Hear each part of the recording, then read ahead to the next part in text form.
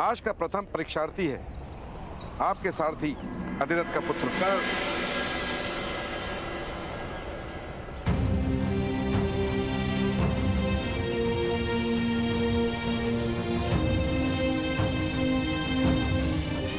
उसकी परीक्षा तो वर्षों पूर्व हो चुकी है। आज तो मैं केवल उसकी कला का प्रदर्शन देखने के लिए उत्सुक हूं।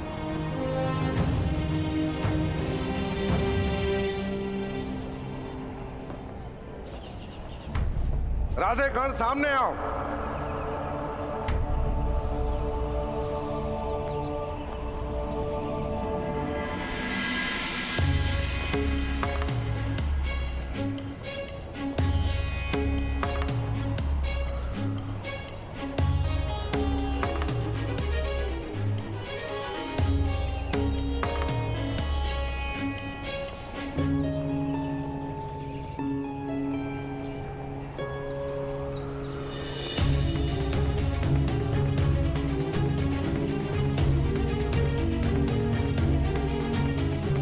कर्ण कह रहा था महामहिम को प्रतीक्षा करवाना उचित नहीं है।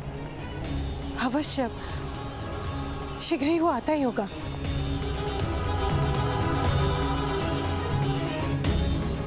शौन, कहाँ है तुम्हारा भ्राता कर्ण?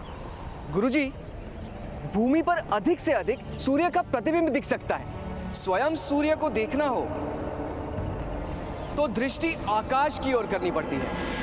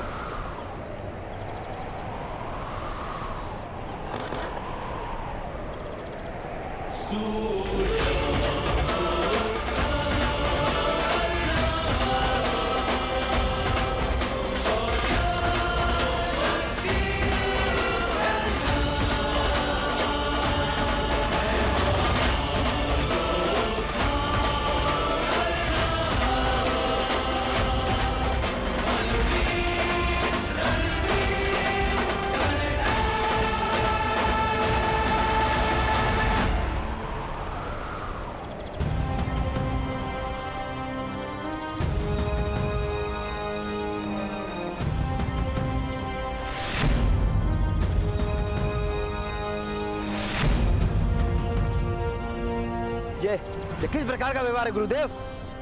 कैसी दृढ़ता है ये? महामहिम भीष्म के सामने आकाश मार्ग से आने का साहस कैसे कर सकता है सूत पुत्र?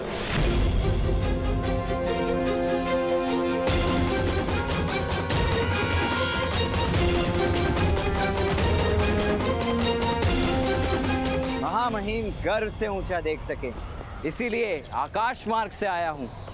एक सूत पुत्र का ये साहस! पितामह भीष्म और हम राजकुमारों का ऐसा गौरवमान! इतने बड़े बड़े उच्च कुलों के अतिथि उपस्थित हैं, और यहाँ ये सूत पुत्र विमान में उड़ने का साहस भी कैसे कर सकता है? बंदी बना कर रख दो इसको।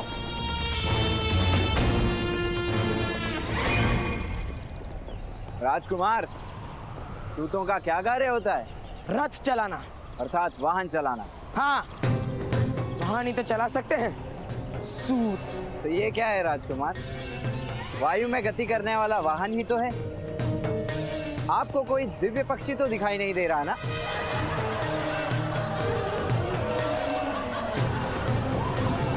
मान रहो कर्ण, हमारा तो अधिकार ही नहीं कि हम वायुयान पे बैठ सके। राजकुमार, महामहिम भीष्म के अपमान के अपराध में कर्ण को दंड दीजिए।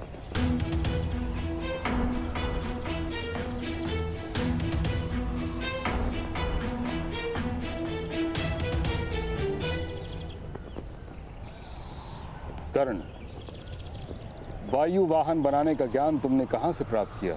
अगस्त्य संहिता में इसका वर्णन है महामहिम। पुरातन काल के पुष्पक जैसे विमान भी आर्य भूमि के इसी आकाश में उड़ा करते थे। भगवान राम भी ऐसे ही विमान में बैठकर लंका से अयोध्या पधारे थे। और वैसे भी ज्ञान के मूल का क्या महत्व? ज्ञान का फल आपके सामने।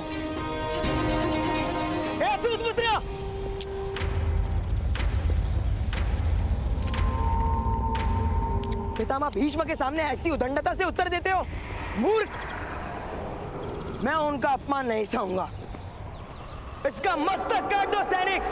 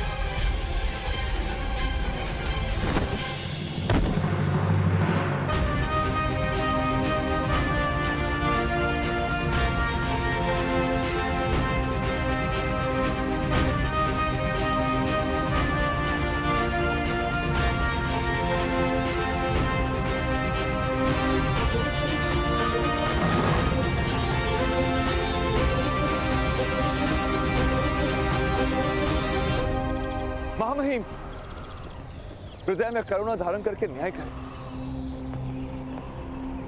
मैं विनती करता हूं। धनुर्विद्या केवल क्षत्रियों के लिए होती है। तुम सूत के पुत्र हो, तुम्हें सूत ही बनना होगा।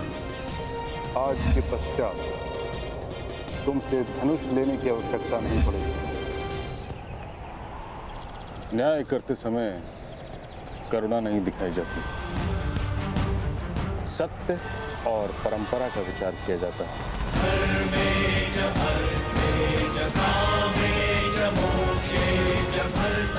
और सत्य यह है कि किसी के अपराध का उसके स्नातक होने से कोई संबंध नहीं। न्याय बाद में भी हो सकता है। दुशासन, तुम अपना स्थान ग्रहण करो।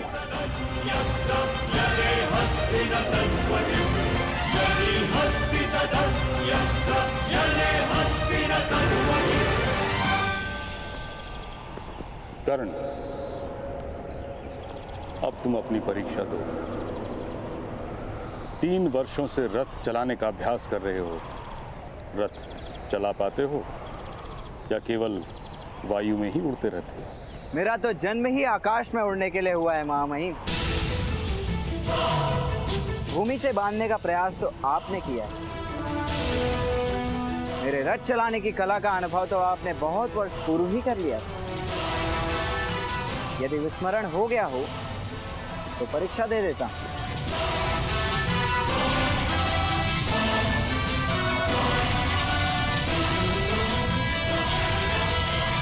कर्ण पुत्र, अपना रथ ले आओ।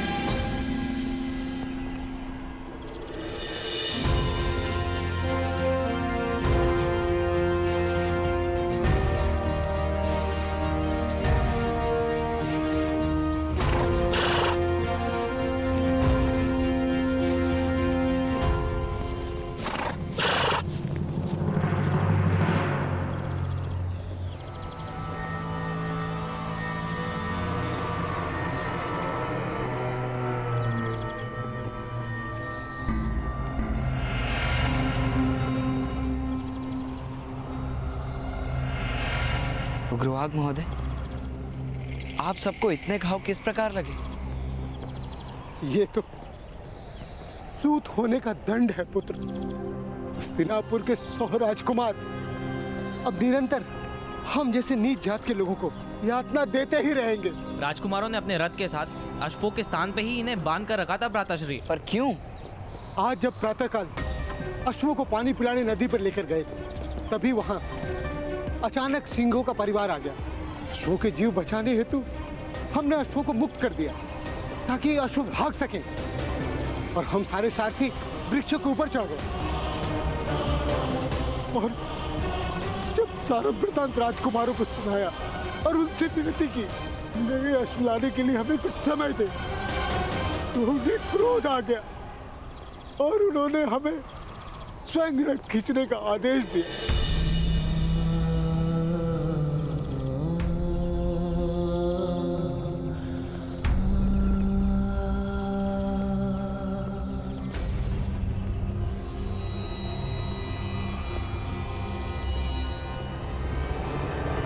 दोष राजकुमारों का नहीं, आपका है। अश्वों की भांति मौन रहकर जियोगे उग्रवाक महोदय, तो अश्वों की भांति रथ से बनना भी पड़ेगा। नाम रखा है आपने उग्रवाक, जिसके शब्दों में अग्नि जैसा भयानक ताप हो, उसे उग्रवाक कहते हैं। चिड़ियों से अधिक ध्वनि तो कर नहीं पाते। उग्रवाक। किंतु हम कर भी क्या सकते हैं? घाव सहन करने की शक्ति दी है ना ईश्वर ने। अब अंतर में घाव करने का साहस भी जन्मा लो। कोई क्षत्रिय अन्याय नहीं कर पाएगा। सर्प ना बन सको तो नेवला बनो। चूहे तो सर्प का भोजन ही बनते हैं। यदि हमारे पास शस्त्र उठाने की स्वतंत्रता होती तो क्या कर लेते उग्रवाक महोदय? शक्ति शस्त्रों में नहीं होती, भुजाओं में होती है।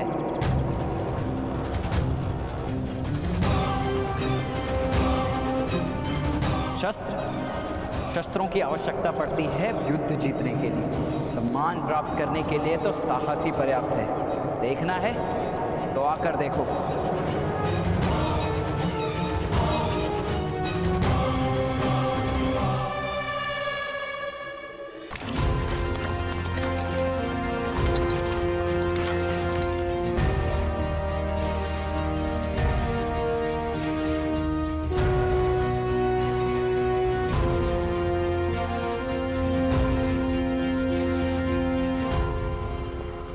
मैं परीक्षा हेतु सज्ज हूं महामहिम। परीक्षा आरंभ कीजिए गुरुदेव। सज्जनों, सारथी का कार्य होता है अपने रथी महारथी को अनेक विपदाओं से सुरक्षित उसके लक्ष्य तक पहुंचाना। इसीलिए इस परीक्षा में विभिन्न विपत्तियों का निर्माण किया गया है। इन विपत्तियों से सुरक्षित जो रथ को यहाँ ले आएगा वो प्रथम श्रेणी में उत्तीर्ण होगा। कर्णपुत्र, परीक्षा आरंभ करो।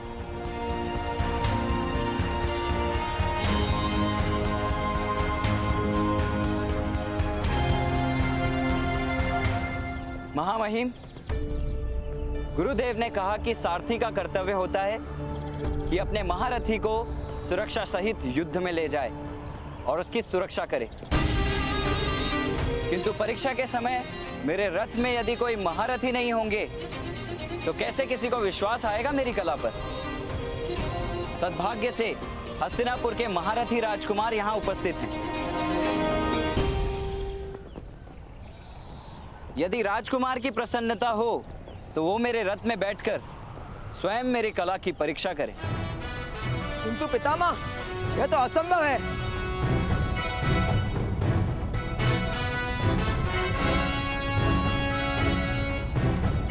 यदि राजकुमार में साहस ना हो तो मैं अकेला रथ चालन की परीक्षा दूंगा। दुशासन पुत्र, अगर तुम में साहस ना हो तो रहने दो। पधारिए राजकुमार, मेरा रथ आपकी प्रतीक्षा कर रहा है।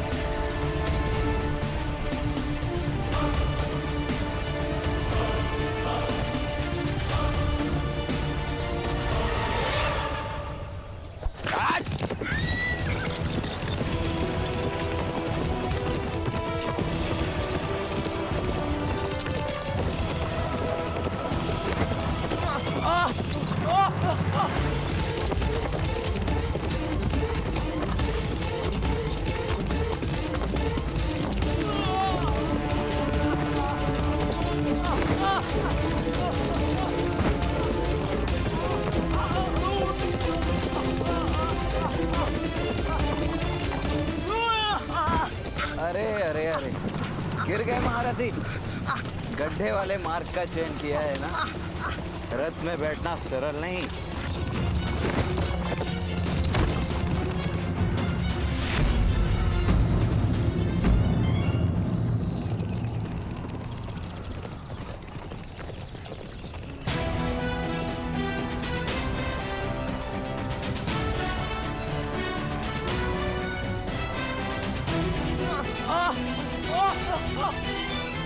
आज मैं आपका सारथी हूँ राजकुमार।